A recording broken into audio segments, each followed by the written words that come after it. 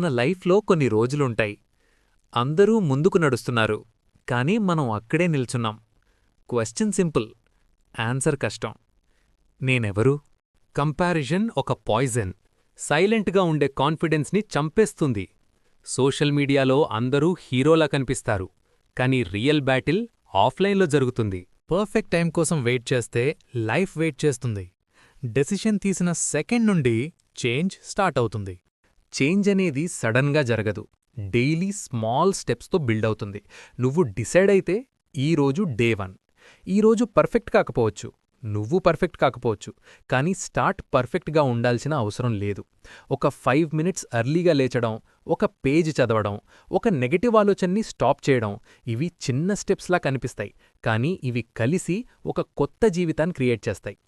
ఎవరైనా నిన్ను నమ్మకపోవచ్చు, కానీ నువ్వు నిన్ను నమ్మితే చాలు. వరల్డ్ తర్వాతొస్తుంది.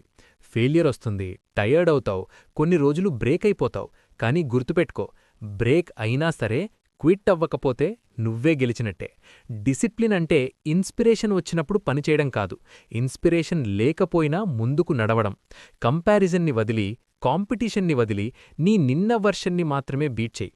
30 రోజుల్లో మిరకల్ జరగకపోవచ్చు, కానీ మైండ్ సెట్ మార్చిపోతుంది, బాడీ చేంజ్ అవుతుంది, కాన్ఫిడెన్స్ బిల్డ్ అవుతుంది, క్లారిటీ వస్తుంది. ఒక రోజులో రిజల్ట్ కనపడకపోతే నిరాశపడకు. బ్యాంబూ ట్రీలా ఉంటుంది గ్రోత్. చాలా రోజుల కింద రూట్స్ బిల్డ్ అవుతాయి, తర్వాత సడన్గా హైట్కెళ్ళిపోతుంది.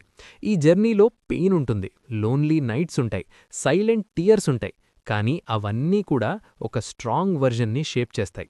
ఒకరోజు మిర్రర్ ముందు నిల్చుని నేను ట్రై చేశా అని చెప్పగలిగితే అదే బిగ్గెస్ట్ సక్సెస్. గుర్తుపెట్టుకో, టైం పాస్ అవ్వదు, టైం బిల్డ్ అవుతుంది. రోజులు కలవదు, క్యారెక్టర్ బిల్డ్ అవుతుంది. సో వెయిట్ చేయకు.